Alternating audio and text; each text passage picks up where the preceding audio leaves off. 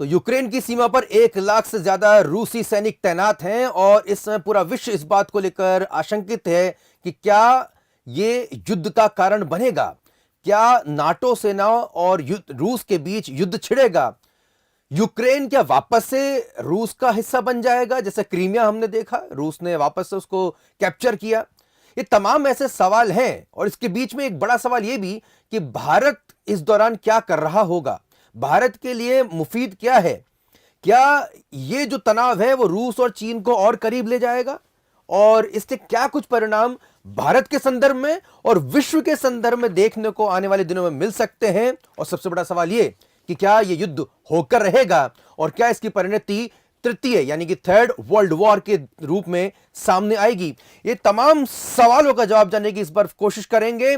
एक बार फिर से हमारे साथ मौजूद हैं प्रसिद्ध ज्योतिषाचार्य आचार्य राजेश जी। आचार्य जी, आपका बहुत बहुत स्वागत है। धन्यवाद जी। आचार्य जी, इन तमाम सवालों को मैं आपके सामने रखूंगा एक के बाद एक, और ये दर्शकों आपके क्वेश्चंस भी हमारे पास लगातार आ रहे हैं, वो तमाम सवाल मैं पूछने की यहाँ पे कोशिश करूंगा। लेकिन एक गुजारिश आपसे फिर करूंगा, अगर आपने अभी तक इंडिया फर्स्ट को सब्सक्राइब नहीं किया है तो जल्द से जल्द लाल बटन दबा दें और साथ ही साथ बेल आइकन को जरूर दबाएं, क्योंकि लगातार हम एक सीरीज के जरिए तमाम इस तरह के हालातों पर चर्चा करेंगे, उसका ज्योतिषीय विश्लेषण आपके सामने रखेंगे। तो बेल आइकन दबाने से आपको तमाम अपडेट्स और नोटिफिकेशन सबसे पहले पहुंच जाएंगे। तो इस गुजारिश के साथ आज का इस एपिसोड को हम शुरू करते हैं। आचार्य जी, पूरी परिस्थिति आपने देखी है, किस दिशा में ये पूरा तनाव आगे बढ़ रहा है? इसमें आशु जी, यदि विशेष रूप से रशिया को देखते हैं तो रशिया की जो कुंडली के ग्रह योग 2017 से 2024 तक ये मंगल की महादशा में है और मंगल इनका पंचम भाव में विराजमान भी है और वहाँ का स्वामी भी है। तो आपने देखा जिस तरह से रशिया टूटने के बाद धीमे धीमे 2017 के बाद लगातार प्रोग्रेस करता हुआ आज इस स्थिति में पुतिन जी के नेतृत्व में ये आ पहुँचा है। एक तो संकेत ये है कि रशिया अब पुराने रशिया वाली स्थिति में भी नहीं रहा, कि इतना सारे डिवाइडेड वाली स्थिति में भी नहीं रहा, कहीं ना कहीं एक मजबूत स्थिति में भी है। तो वहाँ पर ये जो युद्ध के बादल मंडरा रहे हैं, रशिया सक्षम है इन सब चीज़ों से विवाद करके उसको जीतने में। तो निश्चित रूप से जो आप प्रश्न उठा रहे हैं कि आने वाले समय में युद्ध के बादलों का क्या होगा, तो निश्चित रूप से 2019 से युद्ध के बादल, मतलब मेरा तो कहना यही है कि युद्ध शुरू हो चुका है, क्योंकि एक अलग अलग हिस्से उसके तैयार होते हैं युद्ध के, और धीमे धीमे करते करते 2027 तक ये पूर्ण रूप से अपने युद्ध की मूल स्वरूप में ये आ जाएगा। यानी आपके मुताबिक युद्ध शुरू हो चुका है। जी, रशिया और यूक्रेन की जो जिस तरह से टकराट की स्थिति बन रही है, आचार्य जी इसको मैं और आपसे समझना चाहूँगा, क्या आने वाले दिनों में ये पूरी तरह से एक संपूर्ण युद्ध में, कंप्लीट वॉर में तब्दील होगा? हाँ, बहुत जल्दी ये वॉर में तब्दील होगा। जैसे अभी की जो, यदि हम विश्व की कुंडली का इसमें अध्ययन करते हैं, उस कुंडली में युद्ध के जो अभी शुरुआत में हैं, जैसे अभी आपने देखा होगा कि इसकी शुरुआत धीमे से एक जैविक युद्ध के रूप में शुरू हुई, जिसको चीन की गलती से ही कहें कि एक वायरस मार्केट में फैला और पूरी इकोनॉमिक स्थिति को उसने कहीं ना कहीं से तहस नहस कर डाला, वो स्थिति। फिर आपने देखा होगा कि उसके बाद अजरबैजान और आर्मीनिया का जो विवाद शुरू हुआ, तो वहाँ भी आर्मीनिया पर अजरबैजान ने कब्जा किया।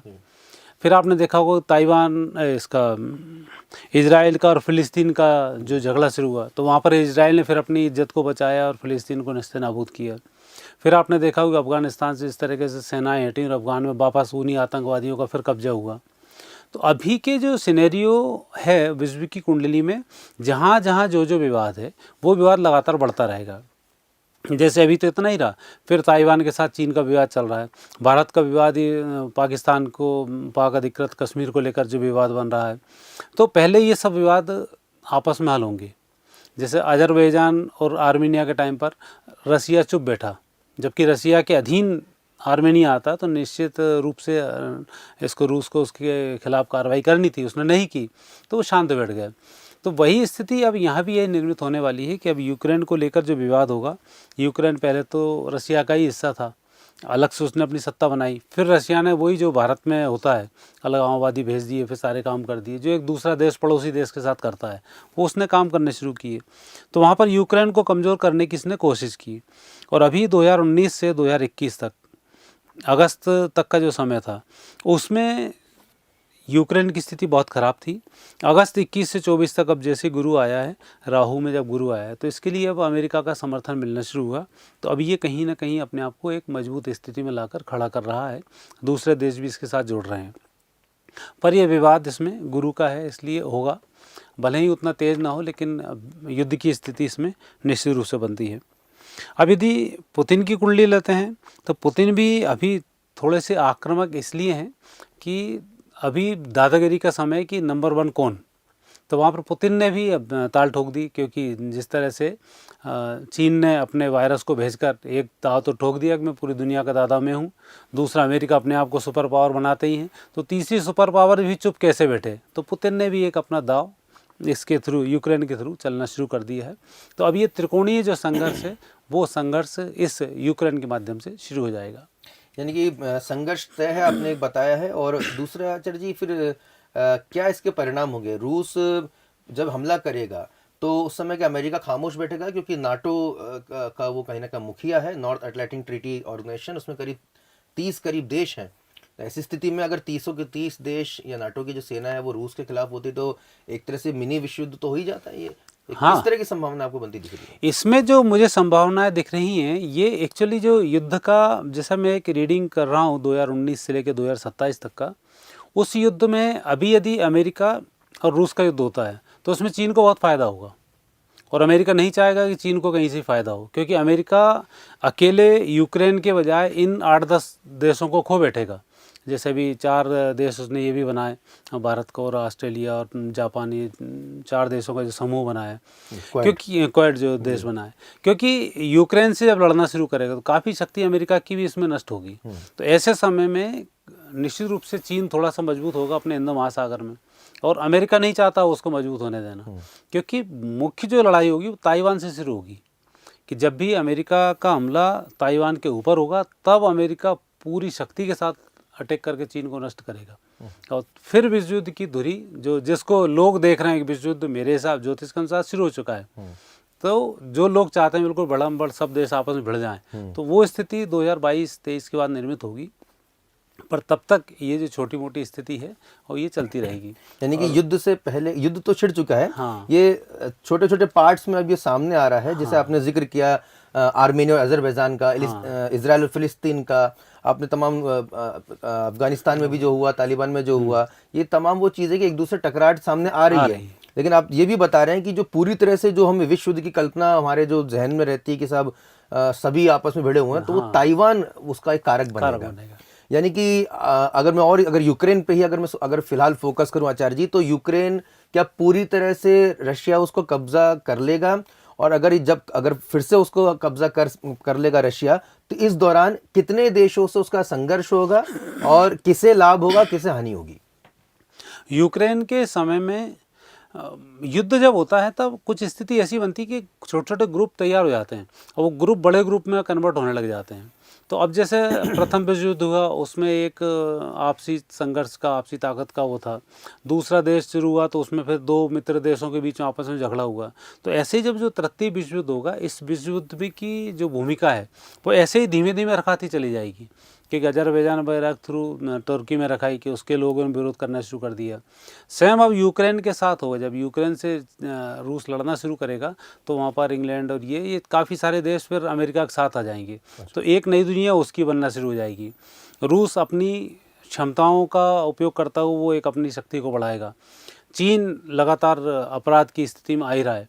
तो ये जो ग्रुप हैं यूक्रेन के चक्कर में अब दुनिया 3 ग्रुप में बंटने वाली है और 3 ग्रुप में फिर वापस युद्ध धीमे धीमे आगे बढ़कर भी फिर शुरू हो जाएगा। तो अभी जो परिस्थिति बन रही है ये ग्रुप बनाने की स्थिति बन रही है। ये जो छोटा छोटा युद्ध है ये लोगों के अंदर आक्रोश खड़ा कर रहा है और तात्कालिक जो शत्रुता और मित्रता हो जाती है वो अभी ऐसा बन रहा है कि तात्कालिक लोग जो शत्रु हैं वो मित्र बन रहे हैं और आने वाले समय में यही जो मित्र हैं अपने अंदर की शत्रुता निभाना फिर शुरू कर देंगे। ओके, मतलब अब ये ग्रुप फॉर्मेशन का दौर चल रहा है और दोस्त का दोस्त मेरा दुश्मन का दुश्मन मेरा दोस्त, इस तरह की कवायद चल रही है और ये कारक बन रहा है। यूक्रेन उसमें कारक है। लेकिन आचार्य जी मैं फिर भी वो जानना चाह रहा हूँ, तो इसका मतलब कि आने वाले समय में रूस जो है ज्योग्राफी से, भूगोल से, नक्शे से क्या यूक्रेन नामक जो देश है उसको अपने में सम्मिलित हाँ। करके उसको पूरी तरह से खत्म कर देगा? और मैं फिर भी जानना चाहूंगा कि ये अगर वो जैसा आप बता रहे हैं कि ऐसा संभव है वो कर लेगा, तो इस दौरान रूस को कितना नुकसान होगा और नाटो को कितना नुकसान होगा? इसमें ये देखो, जो सेम सिचुएशन आर्मेनिया और अजरबैजान की थी ना, तो उसने अपना एक क्षेत्र कब्जा कर लिया। तो सेम यही रूस करेगा, इस यूक्रेन को आधे हिस्से को तोड़ देगा। अच्छा। जहाँ पे अलगाववादी इसने सक्रिय किए हुए हैं उस हिस्से को तोड़ देगा, फिर यूक्रेन अलग होगा। यूक्रेन इससे नक्शे से अलग नहीं होगा, लेकिन यही यूक्रेन फिर दूसरे लोग इसके थ्रू जुड़ना शुरू हो जाएंगे और एक फिर महाशक्ति के रूप में सामने आएंगे। जब यूक्रेन की विवाद हल होने पर रूस की और अमेरिका की जो एक पारंपरिक शत्रुता है वो समाप्त हो जाएगी। तब फिर अमेरिका ताइवान के बेस पर जो विवाद खड़ा करेगा उसमें फिर रूस ठंडा पड़ा रहेगा और ताइवान, फिर चीन, अमेरिका और फिर चीन का विवाद शुरू होगा। ये तो बहुत बड़ी बात आप यहाँ पे बता रहे हैं। आचार्य जी कह रहे हैं कि यूक्रेन का वो हिस्सा जो कि रूसी अलगाववादी वहाँ पर हैं, जो कि रूस समर्थक हैं जो लोग, उस हिस्से को अमेरिका ना चाहते हुए भी जाने देगा और रूस उस हिस्से को वापस से अपना अधिकार क्षेत्र में लेने में कामयाब हो जाएगा। लेकिन ये ऐसा इसलिए करने दिया जा रहा है क्योंकि जब ताइवान वाला मुद्दा गहराएगा, उस समय जब अमेरिका चीन से भिड़ेगा तो रूस वहां पर खामोश बैठेगा। तो एक तरह से ये मौन संधि है एक तरह से अमेरिका और रशिया के बीच में। तो इसका मतलब अगर मैं समझ पा रहा हूँ चर्चा जी कि बहुत ज्यादा कोई बड़े स्तर पर युद्ध नहीं होगा, ये नहीं होगा। ये धीरे धीरे रूस जो है वो आगे बढ़ता जाएगा और उन हिस्सों को वापस से अपने अधिकार क्षेत्र में ले लेगा जहां पर उनके समर्थक लोग मौजूद हैं। यानी कि किस तरह की कोई युद्ध जैसी स्थिति? हाँ, गंभीर युद्ध नहीं होगा, टकराट पूरी रहेगी, चलता रहेगा उतना, वो कब्जा करके और शांत बैठ जाएगा। हाँ। यानी कि ये म्यूचुअल अंडरस्टैंडिंग हो चुकी है। ये बहुत बड़ी बात है कि रशिया जो है बिना बड़े स्तर का युद्ध करे। ये देखिए, कुछ हो सकता है दिखावटी, कुछ यहाँ पे बम फेंके जाएं, कुछ थोड़ा बहुत हो, लेकिन ऐसा भी नहीं हो कि बिल्कुल ही रूस ने बिल्कुल ले लिया। लेकिन अंतर्राष्ट्रीय स्तर पर किस हद तक ये बड़ी बड़ी प्लानिंग की जाती है वो यहाँ पे आचार्य जी हमें समझा रहे हैं कि साहब वो धीरे से आगे बढ़ेगा और अपने उन हिस्सों को जहाँ पे रूसी समर्थक लोग मौजूद हैं वहाँ तक उसको कब्जा कर लेगा। रूस का भी हिस्सा अपने पास आ गया। यूक्रेन पूरी तरह से नहीं जाएगा, नाम नष्ट नहीं होगा। यानी कि नाटो की भी नाक बच जाएगी। हाँ। और रूस का भी जो है ईगो सेटिस्फाई हो जाएगा। और वो कुछ हद तक काम हो जाएगा। लेकिन उसके बाद नया खेल शुरू होगा, ताइवान वाला। बिल्कुल। यानी कि चीन अभी भले ही खुश हो रहा हो कि अमेरिका रूस की टकराहट में फिर बाद में ये दोनों कमजोर हो जाएंगे, मैं ताकतवर बन जाऊंगा, तो वो उसका खुश होने की जरूरत नहीं है क्योंकि अगला जो भिड़ंत है, अमेरिका जो तैयारी कर रहा है वो चीन को सबक सिखाने कर रहा है, रूस को नहीं। तो ये आपने सर बड़ी बात यहाँ पे बताई है। तो आचार्य जी ये और समझना चाहेंगे, ये संघर्ष जो मेरा सवाल है, ये संघर्ष कब तक होता आपको दिखाई दे रहा है, या फिर ये कब्जा वाला जो दौर है रूस कब तक अपने मकसद में कामयाब हो जाएगा? ये 2 मार्च के बाद जब केतु आएगा तो फिर स्थिति ऐसी बनना शुरू हुई कि आपस में टकराहट इनकी बन जाएगी और 30 जुलाई तक ये स्थिति बनी रहेगी। तो 2 मार्च से जुलाई के बीच में सारा इनका विवाद समाप्त हो जाएगा और फिर अगला संघर्ष 2022 के बाद फिर शुरू होगा। तो फिर जुलाई 22 के बाद तो फिर वो चलता रहेगा। जुलाई 22 के बाद अगला संघर्ष कौन सा शुरू होने वाला है और उसका क्या परिणाम होगा, उसके लिए आपको लगातार इंडिया फर्स्ट को देखना होगा क्योंकि अगला जो एपिसोड रहेगा वो इसी संघर्ष को लेकर हमारा रहेगा। लेकिन दर्शकों, अगर मोटे मोटे स्तर पर हम समझना चाहें इस पूरे यूक्रेन और रूस के विवाद को, तो यूक्रेन का वो हिस्सा रूस वापस से अपने अधिकार क्षेत्र में लेने में कामयाब हो जाएगा जहाँ पर रूस समर्थित लोग वहाँ पर पहले से तैनात हैं। इसमें बहुत बड़ा कोई युद्ध की जो है आशंका आचार्य जी नहीं देख रहे हैं। लेकिन हाँ, थोड़ा सा टकराहट का दौर जरूर चलेगा जो कि लगभग 2 मार्च से आपने बताया कि जुलाई तक का समय। इसमें बहुत ज्यादा जनहानि या कुछ ऐसा नहीं, बम धमाके ऐसा कुछ? हाँ, बम धमाके होंगे, लेकिन वो एक छोटे मोटे एरिया, एक पर्टिकुलर एरिया में होंगे, ज्यादा उसमें नुकसान नहीं होगा। मतलब आमने सामने नाटो और रूस की सेना आएंगी? हाँ, रूस की सेना आमने सामने आएंगी, लेकिन वो सब नाटक ही होगा। उसमें कोई सत्य से बहुत अलग होगा वो युद्ध। ओके, तो चलता रहेगा।